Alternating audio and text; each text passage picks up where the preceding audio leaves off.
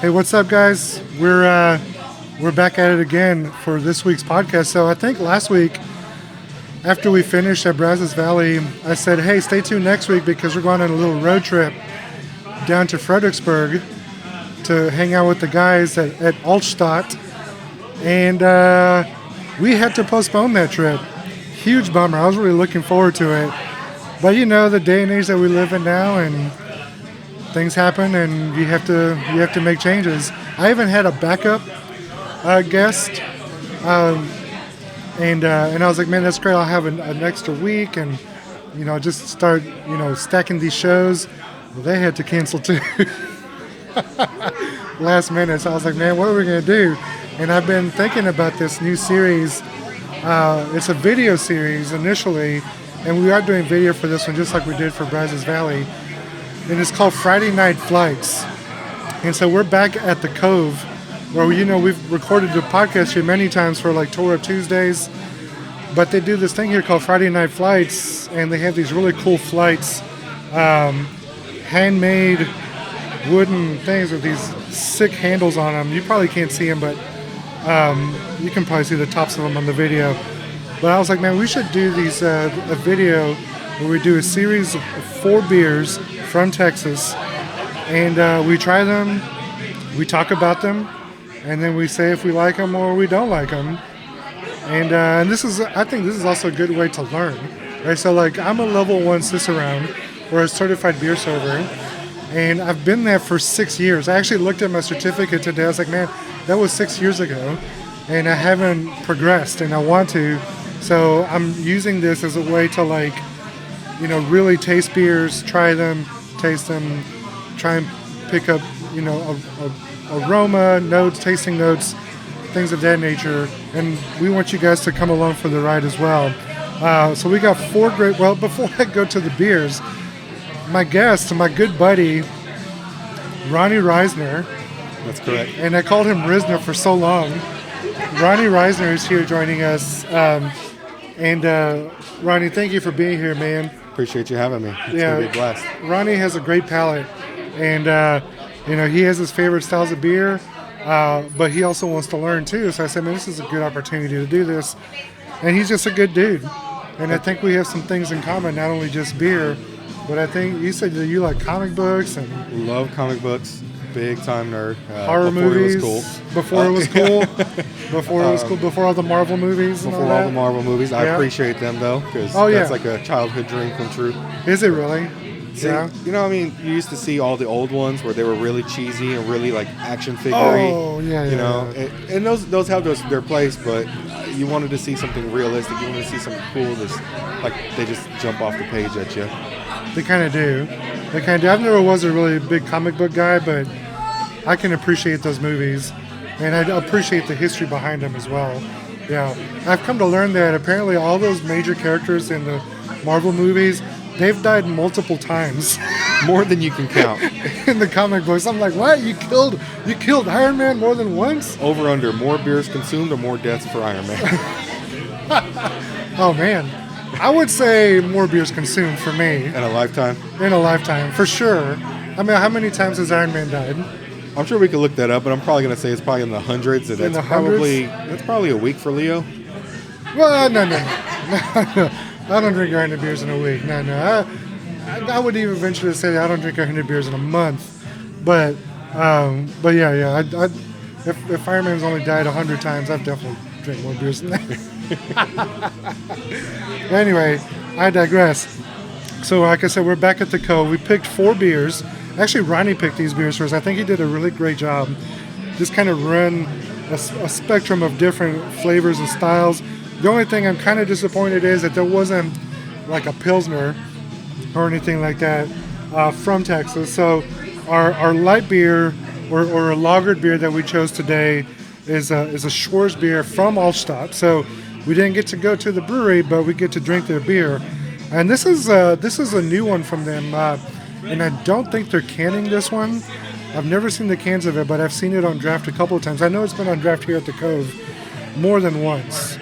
And man, it's just a Schwarzbier is one of my favorites. The first one that I knew that's called a Schwarzbier was Back Pews. That was the first time I had I don't even remember the name of it anymore. Black Habit? Black Habit. Yeah, man, that's one of my favorites, and it's a well-made beer.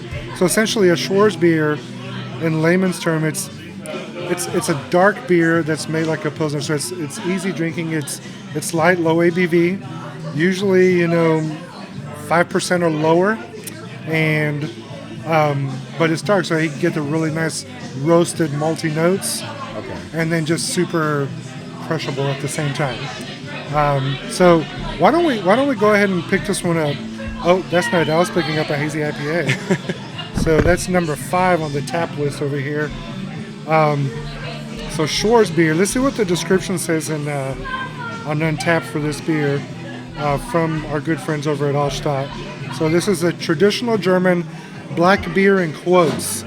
While not as dark as the name implies, the use of German Pilsner malts accompanied by dark Munich, crystal, and roasted malts give this brew a dark brown color with brilliant red hues. I can see that. You can see the red hues in there. Definitely see the red hues. Yeah. Easily one of our darkest brews. It is also one of our most easy drinking. So like I said, it's dark. A lot of people say, oh, it's dark, it's going to be really heavy, palate wrecker. Not necessarily with a Schwarzbier.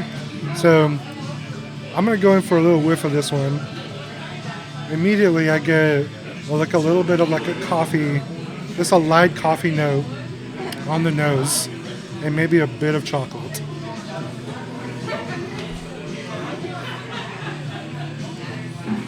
So now I'm going to take a little sip. I'm going to take a little sip and see what's going on here.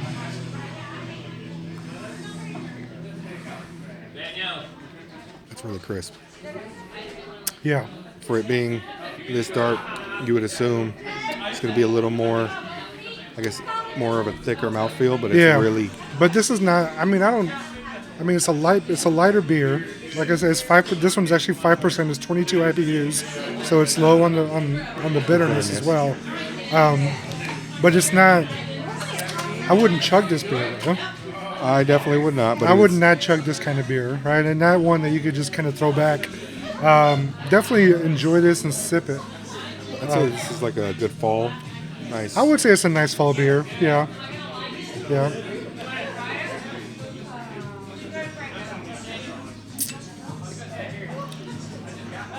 Man, this is super tasty, and everything that those guys in Fredericksburg make is really nice. There's a little bit of lacing on the glass, which is nice to see that. And the head retention is really good on this too. These beers have actually been sitting on their table for a few minutes, and head retention is really nice on this beer. So I'm gonna say I love the aroma on this beer. The appearance, based on what they say here about the dark brown color with some brilliant red hues, I'm going to say they're spot on that description. So they nailed it on that. Flavor's great. Absolutely. Yeah, get a nice bit of chocolate on there, some coffee notes, dark roast. Yeah, I don't know if I necessarily pick up any of the Pilsner malt. None on the nose, but on the taste, it definitely. If you were to blindfold me, I would think it's a Pilsner initially. Initially, you do get that Pilsner malt hit, and just a touch of hops, just a touch. Just outstanding.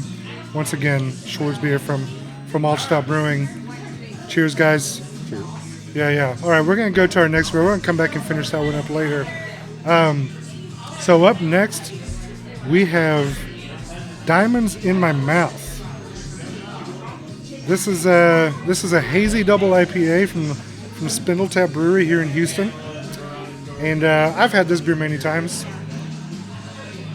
I'm sorry, you used to work there, didn't you? I used to work there. But so is this your favorite from? This is my first time having diamonds in my mouth. Your first time having diamonds? Yes. Okay. I've had a few of their other IPAs. I have not had diamonds. I've heard great things though.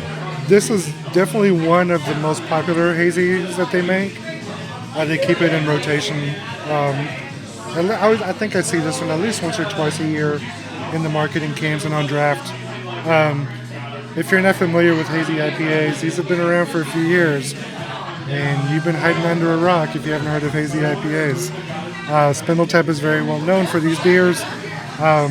This is very opaque. If you remember last week, we talked about the Hazy IPA over at Brazos Valley, where their hazy is hazy, but there's still a little bit of like, you can still kind of see through it a little bit, where this is just a wall of orange. I once heard somebody tell their child, "Hey, don't touch Daddy's orange juice." Yeah. I used to like messing with people when I used to do pint nights for Spindletap. And if they didn't know I worked for them, I'd go up to the table and was like, "Are you guys drinking orange juice at a bar?" And they would look at me and was like, "No, this is a Hazy IPA." I could definitely see that. I mean... Oh, yeah. No, it definitely has that orange juice look to it. The nose on this is incredible. Like, I'm like holding it several inches away from my nose, and you can smell the juice. Smell the juice. It's Citra Mosaic and Galaxy hops. Makes your mouth water just smell. Oh, yeah. It's just... Yeah. And so, I'll say this. So, like, I'm not a big fan of Galaxy, especially if it's by itself. It's just off-putting to me for whatever reason. But when it's blended together with some other hops, and it's not up front, it's very enjoyable. And this is a really nice, enjoyable IPA. I get a ton of grapefruit. Citra Mosaic, that's kind of par for the course for those hops. There's a little bit of stone fruit in there too that I'm getting, like maybe some apricot. I can definitely see the stone fruit in there. Yeah. And it's got just the right amount of bitterness. It's not gonna just overpower. No, and this is one of the things I like about the Spindletap hazies is that I've had other hazies, like especially like from New England, right? The New England IPAs from out there. I feel like they're not as hoppy as this is. Like this has a lot more hop forward flavor. I would almost say it's a bit of a marriage of like a little bit of West Coast and some East Coast. So these are always really good. Always enjoy when I get one of these. So they make it like a Nebraska right down the middle, or? And I would say, I used to say, we should call these Gulf Coast hazies, right? I think they're very different from like the Trilliums and the Tree Houses. Not in their juiciness, but just in their hop forwardness, I think. Yeah. Mouthfeel is good on this. Is the kind of mouthfeel that you would expect from this type of beer. Just soft, pillowy, kind of almost like a creamy texture. Yeah. Yeah, I can definitely feel creaminess. When it comes to IPAs that I've had in the past, a lot of them are very overpowering and dry. Yes. So I would say this definitely is not dry. It's very drinkable. But it has a little bit of dryness to it, and that's one of the things I like about it. Because I feel like some hazy IPAs are overly sweet, they're cloying, and they kind of sit on my tongue for a long, long time. Whereas this, it's still there, but I still get like a nice lingering hop note that dries out eventually and makes me want to go in for another sip. Right? So, cheers to Spindletap on this. It's a great beer. I highly recommend it. Yeah, good stuff. So, hey, listen, we're going to take a quick break. I'm going to see if we can get Daniel Parks from the Cove to jump in and say a few words and come back. We'll be here. Cheers. Hey, we're back at the Cove, Friday Night Flights. If you're watching the video and you hear a disembodied voice, it's the ghost of the Cove. Daniel Parks was the former general manager of the Cove, and he now haunts this place.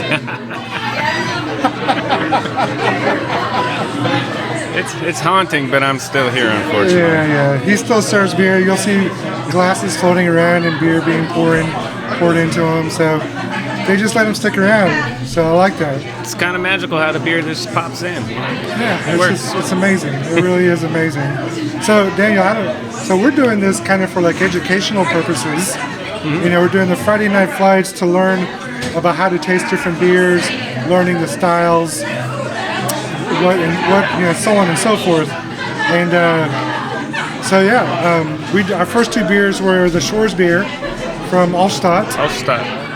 And I didn't know that was the correct pronunciation, by the way. I always called it Altstadt until I met the head brewer, and he said it's actually pronounced Altstadt. Well, they do some And pretty good German renditions. They so. do, and I felt like I needed to like salute him in some kind of German salute or something. I don't know. Absolutely. That one is probably top 5 Schwarzbiers that I've had. Yeah, absolutely. it's very nice. Hits all the marks. Nice roasted notes. A little bit of like coffee on the aroma, and I would say it's crushable for a dark beer, but not one that you would want to chug. No. Definitely want to sip on that and enjoy it. Still an enjoyable beer. Yes, no PBR. No PBR. And we all know that PBR tastes like ass. So. Is this the second week in a row you discussed PBR? I think it might be. Did you see that whole thing on Twitter about that? Like, Yes, I did. that's hilarious, dude. Like, just freaking funny. All right, the second beer we did was, I'll let you guess. I'm going to guess it's the Diamonds in My Mouth. Good by job. Untappd Brewing Company. That's right. It looks like orange juice. Yep. Tastes like orange juice.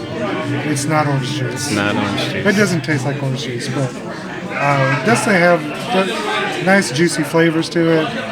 I like this one. I like that one. I think, we were talking about hazy IPAs and the differences. I feel there's differences in the ones that Spindletap makes and some other Texas ones and the ones that come from like the East Coast. Mm-hmm. Where the East Coast ones, I feel like they're not as hop forward, whereas this has some nice hoppiness to it that lingers on the tongue well after. Yeah. Yeah, I like that you said that because, there is a misconception of what the New England style is here in Texas, and it's not. It's more hop forward. Definitely. And another one that you guys always have here is Modern Times. I know they're not Texas, but I feel they're kind of the same way where their hazy IPA is a little more hop forward as well. Yeah. All right, so we're gonna go to our next beer. I don't know which one we should do. So we have a sour beer and an Imperial Stout. Berry splits, and what's your stout there? It's Worth the Wait from Peticolas. Worth the Wait. Yeah. I'm not too familiar with Worth the Wait. It's the first time I've had it. Even as from living in Dallas, it's the first time I've had it. So I don't even know. I don't know much about this beer either. Yeah, what the beer is or what it's aged in. I have no clue. You could probably start off with the berry splits and be okay. It's a light Berliner Weiss. You think we should go with the berry splits first? Yeah, I think you would be okay. Okay. Well, let's do berry splits. And let me pull that up here on good old Untappd. By the way, if you send me a friend request on Untappd, my name on Untappd is, I can't remember it. It's Txbrewdude. It's Txbrewdude. Yeah. And send me a friend request because I'm actually making a list of all the Friday night flights that we do. So there's a public list for this Friday night flight with the 4 beers that we're trying. And we're going to leave notes on all 4 of these. I guess I should get Untappd now. You should get Untappd. I can't believe you're not on here, dude. No, I do it for business. I have the business point of it, Yeah. Definitely. Absolutely. I think can the Cove follow me? I'll look into it. I don't even know where to begin. I'll look into it for you. Absolutely, thank you. All right. Maybe that's what I was saying. Could you help me out there, Leo? I can. I'd love to help out. All right, so we're going to do berry splits. This is from New Magnolia Brewing here in Houston. And I like their beers. We've had several of their beers here at the Cove. Ennio Pils is probably my favorite. It's the Italian Pilsner. Mm-hmm. They have a really nice a Czech Amber. That's kind of different. Never really heard of a Czech Amber before, but yeah, that's exactly what they call it. It's a Czech Amber. It's a Czech Amber that's really, really nice. But the berry splits, I've only had this once, and I think they do variations of this. This is blueberry and blackberry flavor. 3.5% ABV, no IBUs. No idea. I think I get blackberry on the nose. Blackberry for sure. It's really. And there's a touch of blueberry. You see me on the business side, it doesn't tell me all those details. It doesn't tell me the IBUs or I'm just looking on the page for the beer. Our website? No, on the Untappd site. Oh, fancy. Yeah. So, man, that's pretty sour. That's pretty sour. I'm going to be honest, I think it's a little too sour for a Berliner. Just a little bit. Because I feel all I get is sour, and I lose all the berry. All the berry kind of just... Kind of reminds me of a Warhead. Mm-hmm. The Warheads? Nice. I need some of this beer.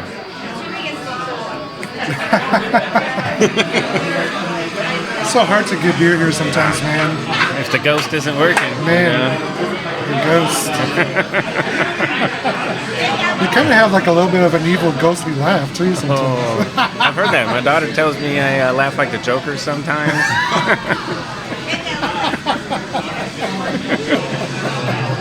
I don't know if that's a good thing. I don't know, dude. I kind of like the Joker. Yeah? Yeah, he's a good guy on the inside. Or maybe it's the other way. I don't know. But he's a good guy somewhere. I really feel that. Like, I feel like, especially the last Joker movie with... he's a troubled guy. He's and that needs medication. Mm-hmm. And I think he's sincere, but... The world was not his friend. Yeah. No, it wasn't. So, yeah, I definitely. There's a part of me that believes he's a little bit of an anti-hero. Mm-hmm. I can see that. Yeah. I definitely identify with him a little bit. Uh-oh. That's one of my favorite Marvel villain is Magneto. Magneto, yeah. I love Magneto, and I just I understand him. Yeah. Right? Like I don't agree with like his philosophy as far as like how to go about it, but I understand his pain. I did not notice about you there, Leo. Yeah. I'm a deep motherfucker, dude. Yeah, but this was a little too sour. A little too sour. A little too sour. Yeah. I like the berry flavor in it though. It has just enough in there. I haven't tried. They do a citrus splits. Yeah. And I think they do a banana splits.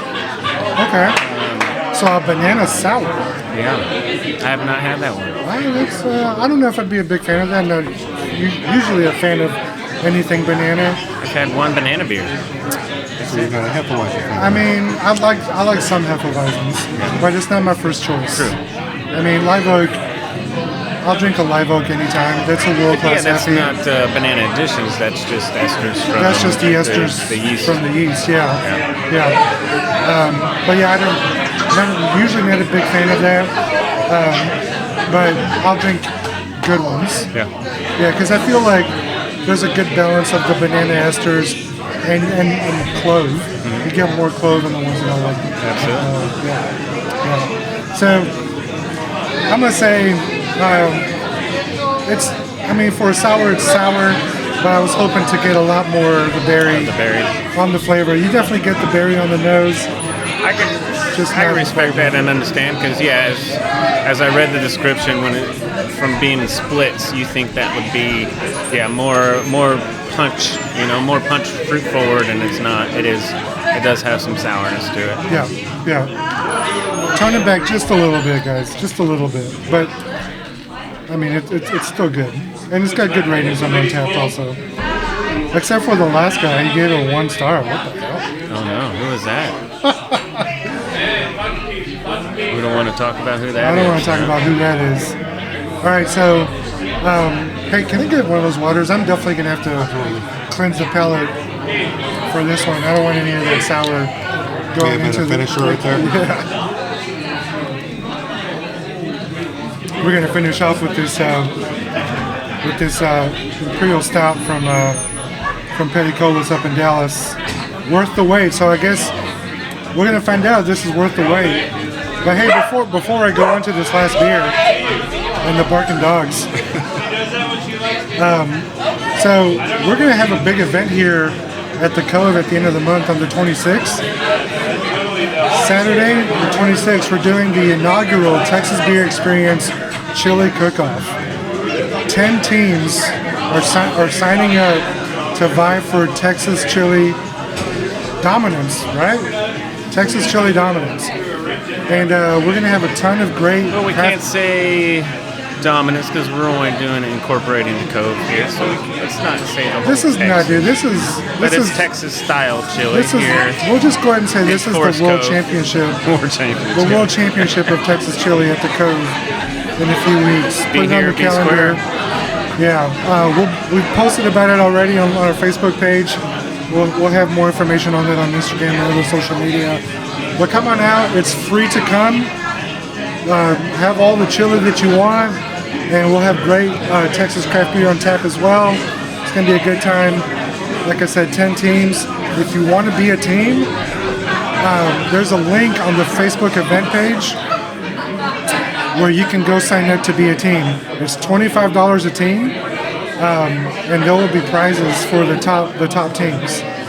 So, yeah, it's gonna be fun. I love chili, and let me just tell you this right now. So, I'm a bit of a stickler when it comes to chili, especially around certain things. And you're probably okay. So some of y'all are gonna be like, "You're not a real stickler," because I actually don't mind beans and chili. Don't tell that to any Texans. Look, I understand. Look, I've lived in Texas my whole life. I understand, right?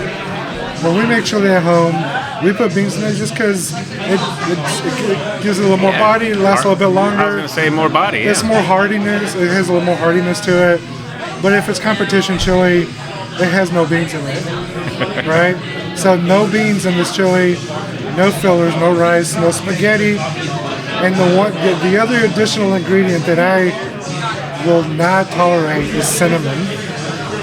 And let me tell you this right now: if you're entering Texas chili competitions and you're putting cinnamon in your chili, and you've never won, that's why. That's why. You know, I didn't know that was people's secret until you told me that. I was like, why? I don't understand why you would put cinnamon in chili. It's so disgusting. Like I've judged several competitions, and literally the worst ones always have cinnamon in them. I think that's like it's a Cincinnati chili thing. Yeah, which is not chili. Well, there's the rules. No cinnamon. No cinnamon. No beans. No fillers. No rice. No spaghetti. No. Yeah. Just now chili. I just got to figure out how to be an admin so I can post that, but we still haven't got a notification. I think I'll talk. Well, I'll ask you something off air. So I think I know what you need to do. So, but yeah, not January 26th, February 26th at the Cove, starting at noon to 4. Chili cook-off. It's gonna be a ton of fun. We'll have more details coming soon. All right, let's go to last beer. Worth the wait. Worth the wait. So Peticolas is one of my favorite breweries from Dallas. They make one of my favorite beers. I don't get to drink it very often. I don't know if you've had it on tap here, but Velvet Hammer. Yeah, we've had it on tap here. Yeah, Velvet Hammer's a great beer. It's an Imperial Red Ale. It'll punch you in the face. I think it's 10%. 10%. Isn't that high? Yeah, I think it's 10%. My good buddy Tony Drury, beer peddler. Beer Peddler gave me a 16-ounce last time I saw him, and I had it the other day. It's so good. So cheers to Tony, who hopefully will be a podcast guest at some point. That'd be great. I'd love to see him again. I haven't seen him probably in like 8 years. Really? In 8 years? Yeah, it's been a while. We're going to try and get him here.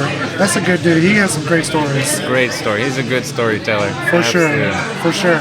Anyway, I want to read the description for this beer on Untappd. I feel like, some breweries really put forth an effort in their description. This is literally 3 paragraphs on Untappd. It's quite a bit of paragraphs. So here we go. This is for Worth the Wait from Peticolas, Imperial Stout. All right. Over our first 8 years, we fought a number of lengthy battles with varying results, all the while opting to play the long game in hopes of expanding the rights of Texas craft brewers. In celebration of our lengthiest struggle and perhaps biggest victory, the passage of Beer to Go in Texas, we present our 8-year anniversary beer, a cherry vanilla Imperial Stout, aptly called Worth the Wait. Our cherry vanilla Imperial Stout incorporates 3 different varieties of chocolate malt alongside flaked oats to give the beer a velvety body screaming of chocolate and roasted coffee. We utilize vanilla to intensify the mouthfeel and add a touch of creamy sweetness. A blend of sweet and tart cherries intensifies the beer's aroma and gives Worth the Wait additional complexity on the finish. Worth the Wait is perfect to pair or have on its own as dessert. Take your time, share it with family and friends at the end of a meal, and you'll find that much like the passage of beer to go in Texas, it will be worth the wait. Man, talk about some serious wordsmiths over there at Peticolas. He was a huge advocate for changing the beer platform here in Texas. Absolutely. That beer to go literally saved breweries during the pandemic. Oh, absolutely. Literally. Because breweries could not sell beer to go before that. Most breweries. Or some breweries. The larger ones couldn't. St. Arnold, may not be in existence if it wasn't for that long. So cheers for the 8 years. I feel like we need to toast that one. Yeah, good job, Mike. Peticolas, thank you. Yeah, great brew house. He's got a lot going on there.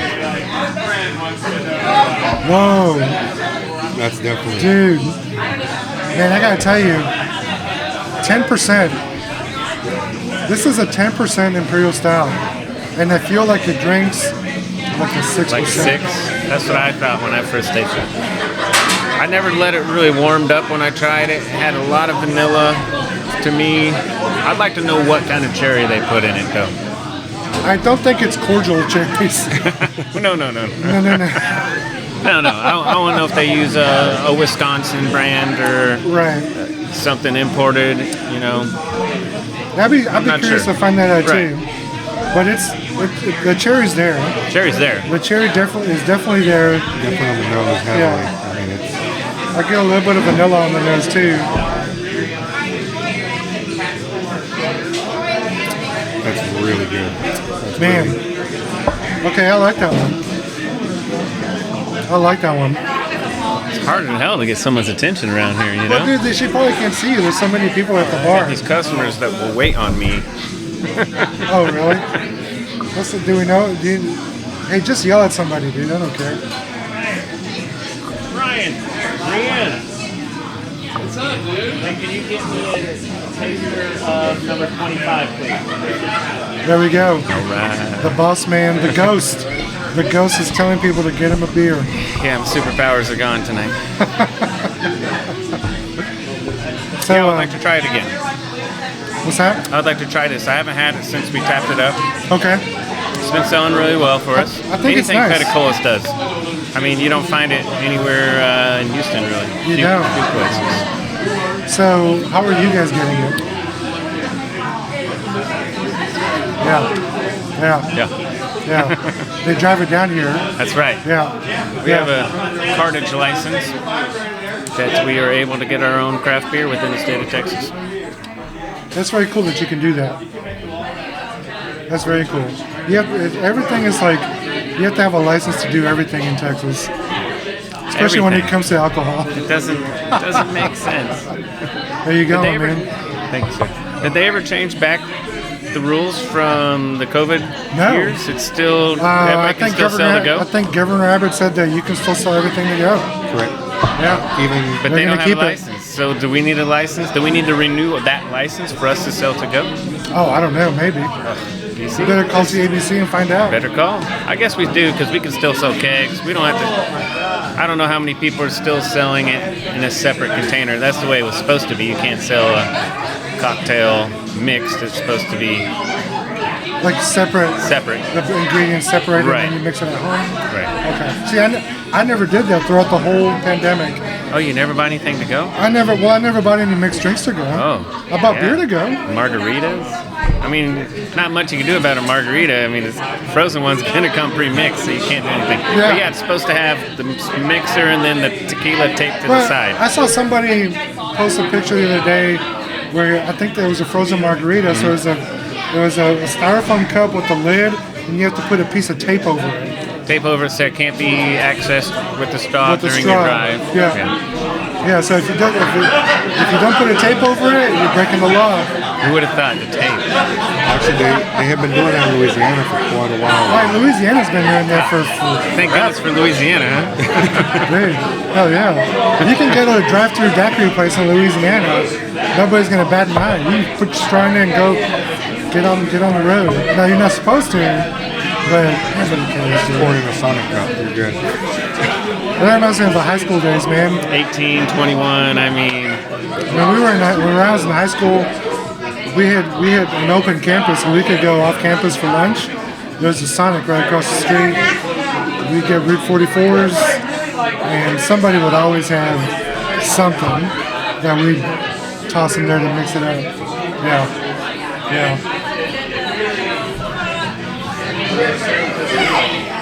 So, I'm getting a phone call from my daughter. Maybe you should call her. Yeah.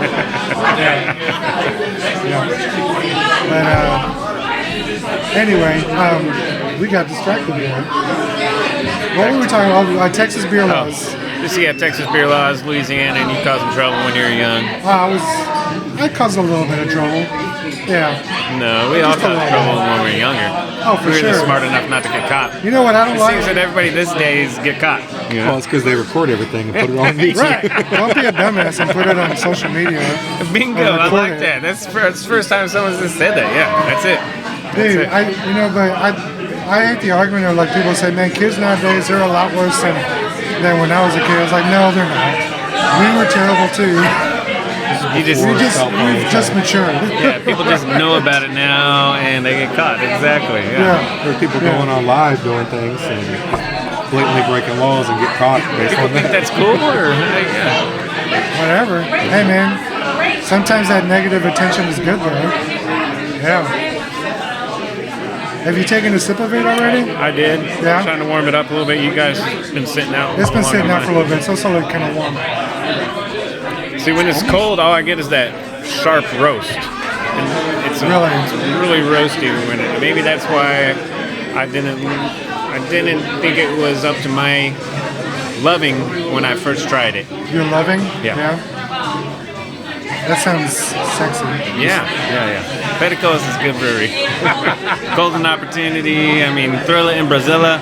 You know, you ever had that one? No, dude. I've really only had Velvet Hammer. Oh man. And maybe one other beer that I can't recall the name of. Maybe an IPA. So yeah, he went to the World Cup in Brazil and he brewed a Imperial IPA called Thrilla in Brazilla. Yeah. Oh, that's unreal. It was awesome. Yeah, he does a lot of good stuff. They need to name a beer called My Kind of Lovin'. My kind of loving. Yeah. What is your kind of loving? Whatever you want it to be, buddy. Hey, we just put out, Galveston Island just put out a strawberry chocolate Imperial Stout called Good in Bed for Valentine's Day. I like that name. Yeah, right? Strawberry chocolate. Yeah. Sweet and sexy. Sweet and sexy, man. Good in bed. Yeah, tap room only. Or come to the Cove maybe sometime next week. I might have some cans for you to try. Sample.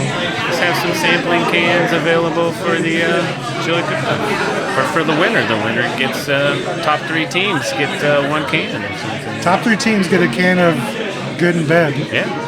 Can you make that happen, Leo? I might be able to make that happen. Yeah. I've been known to be a guy that can make things happen.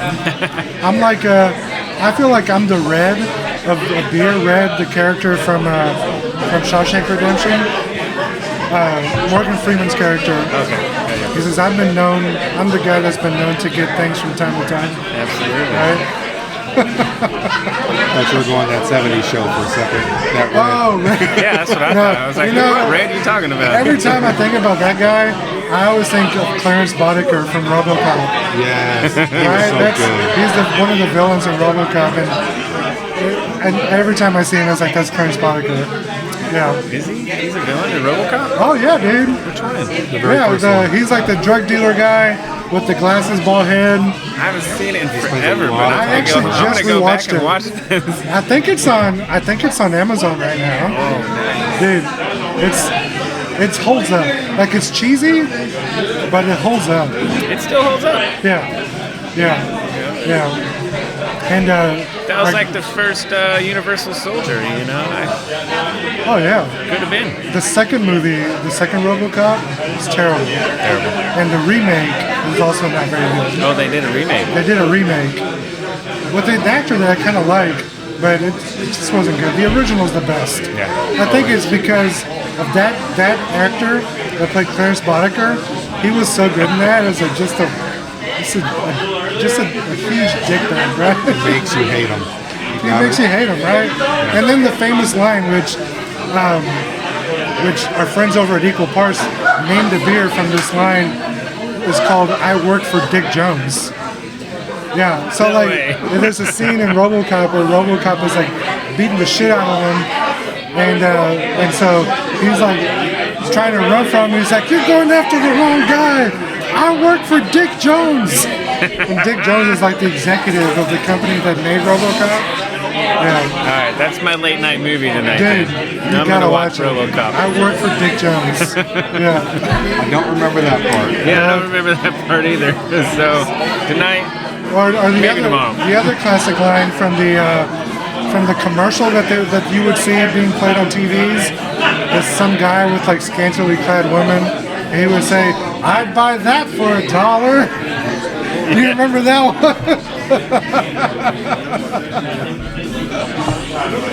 yeah, they don't just. Well, I guess new movies aren't classic enough to say they have classic lines. But Yeah, I mean, in 20 years, let's say, remember that? That's a classic line. Yeah. There's a few I feel like that immediately stand out. Just depends on your genre face. I feel like comedy is a bit more prevalent. Yeah, I mean, yeah. Okay, as the beer warms, I do get more cherry in the aroma. Definitely. Absolutely. Before it was just a lot of roast, I feel like vanilla. some of the chocolate comes to the nose a little bit now. I feel like the vanilla has been lingering on the tongue for a while. Yeah, that's what I thought too, and that's why maybe it scared me off a little bit. It just stayed on the palate.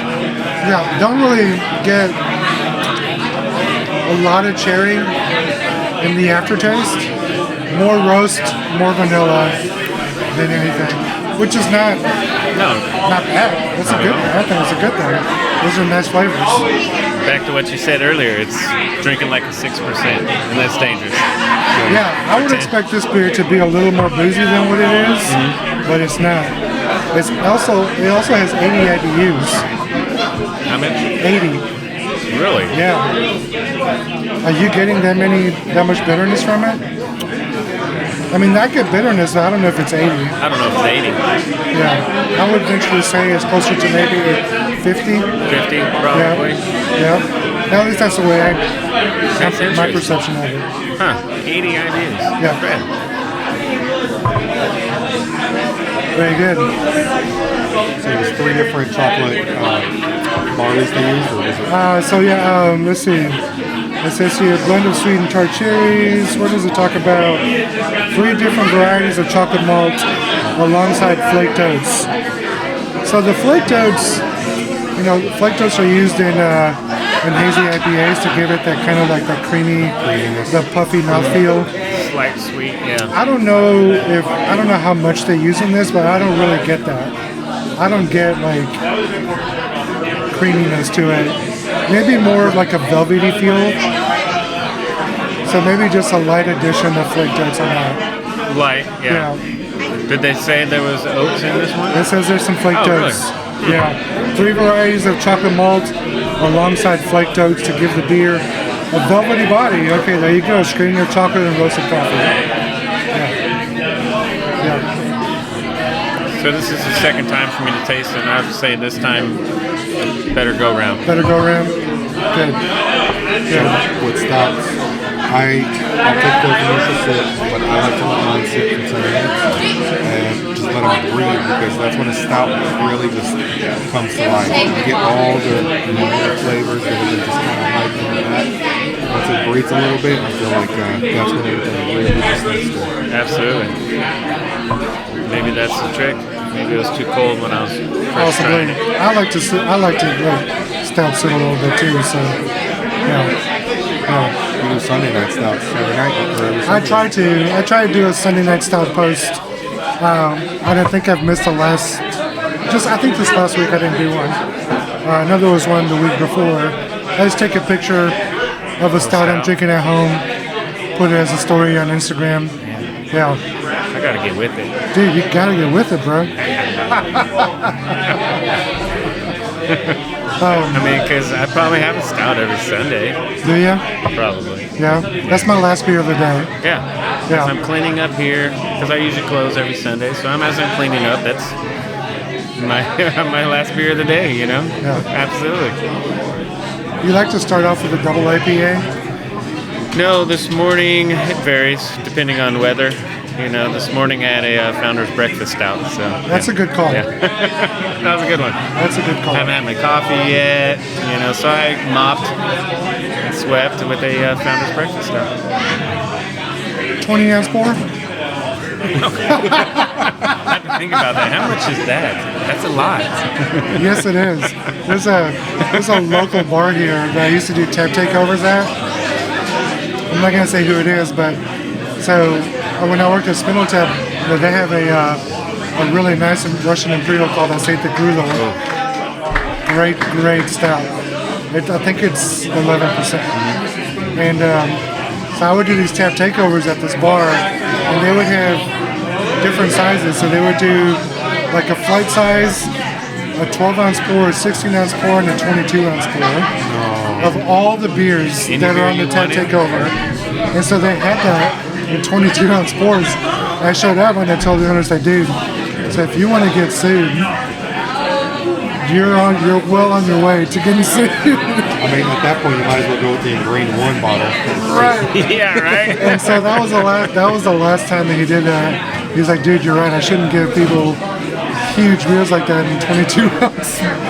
Like steins of a Russian Imperial Stout. That sounds like my paradise. It's like all I drink all day, Russian Imperial. I mean, last name is Risner, R-I-S, for your Russian Imperial Stout. There you go. Nice. Yeah. That's a great combo. I like that. Dude, we need to do a collab beer and call it Risner R-I-S. Yeah. Well, hey, dude, we'll talk to the guys at Deca and see if maybe they'll do a beer for you. That sounds pretty awesome. I think that'd be pretty cool. I think we can make it happen. Risner IRS. Yeah. Hey, maybe we could have that as a beer at the chili cook-off. If we tell them today, it might be ready on time. Tell them yesterday. Or yesterday. It might be ready on time. Get in the time machine, Leo. Yeah, right. DeLorean at 88. Yeah. But anyway, we're going to go ahead and close the show. Ronnie, thanks for joining the show today, buddy. We're going to do this again. This is going to be kind of a weekly series. Won't be able to do it next week because I'll be in Austin for the Texas Craft Brewers annual meeting and the Texas Craft Brewers Cup, which I think is open to the public. So it's the first time that Texas Craft Brewers will be competing against each other to win awards for our beers. So kind of like GABF for Texas. Right on. Oh, Yeah, pretty awesome. so we're looking forward to that. So we won't be here next week for that one, but come to Austin and hang out and come watch the awards and cheer on your favorite breweries. Want to mention again the chili cook-off on the 26th. We're 3 weeks away.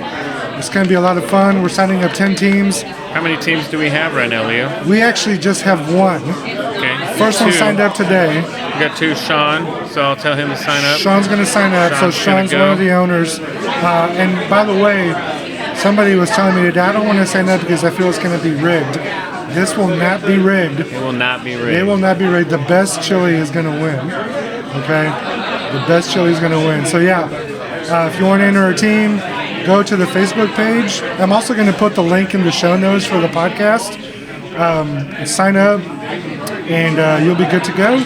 And don't put any cinnamon in your chili, and you're going to be good. You're going to have a great time.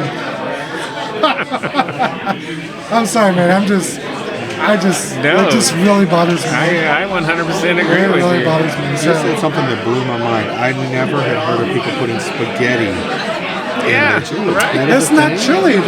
If you're putting that on spaghetti, that's sauce. That's spaghetti sauce. Sauce. That's not chili. It's not Italian It's the food. good stuff. So, if you're from Ohio, I'm sorry, but It's just wrong.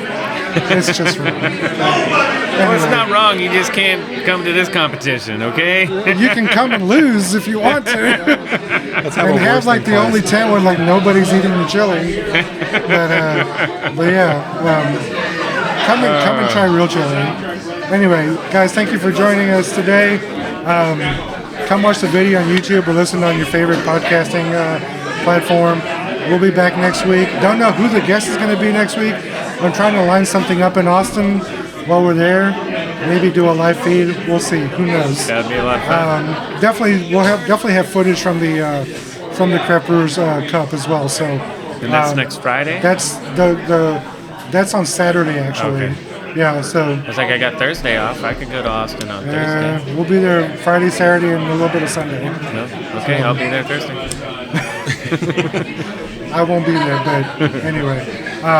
He's going to buy all your beer that you want before you can get to it. No, I'm not going to tell you where I'm going. Yeah, sounds like Leo. No, we'll talk about off air where you should go. So anyway, thanks again for watching the show.